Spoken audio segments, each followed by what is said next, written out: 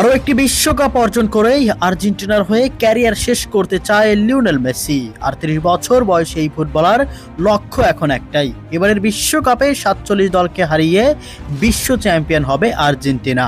বিস্তারিত প্রতিবেদনে।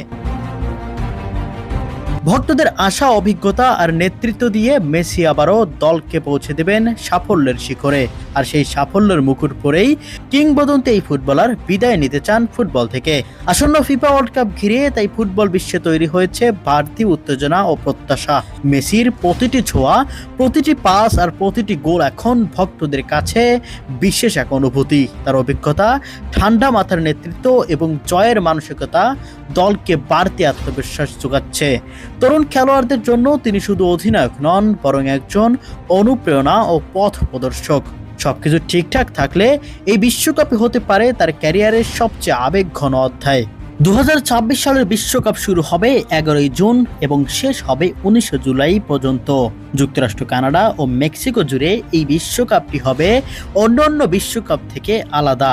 Argentina group স্টেজের ম্যাচসমূহের প্রথম ম্যাচে 17 জুন আলজেরিয়ার বিপক্ষে মাঠে নামবে মেসিরা এবং দ্বিতীয় ম্যাচ 22 জুন অস্ট্রিয়ার বিপক্ষে এবং শেষ ম্যাচ 28 জুন জর্ডানের বিপক্ষে দিয়ে গ্রুপ পর্ব শেষ করবে লিওনেল মেসির আর্জেন্টিনা।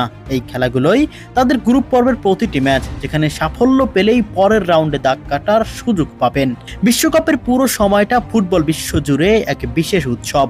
এই টুর্নামেন্টে এখন মোট 48টি দল অংশগ্রহণ নিচ্ছে, যা ফুটবলের ইতিহাসে সবচেয়ে বড় ফরম্যাট। আর তাই তো বলাই যায় মেসি এবারের বিশ্বকাপ কতটুকু সাফল্য নিয়ে দেশে ফিরতে পারে। তার আশা এবারের বিশ্বকাপ অর্জন করে অবসরে যাবেন। প্রিয় দর্শক, আপনাদের কাছে কি মনে হয়, লিওনেল মেসি কি পারবে এবারের বিশ্বকাপ অর্জন করে আর্জেন্টিনার মাটিতে ফিরে আসতে? কমেন্ট বক্সে অবশ্যই জানিয়ে যাবেন।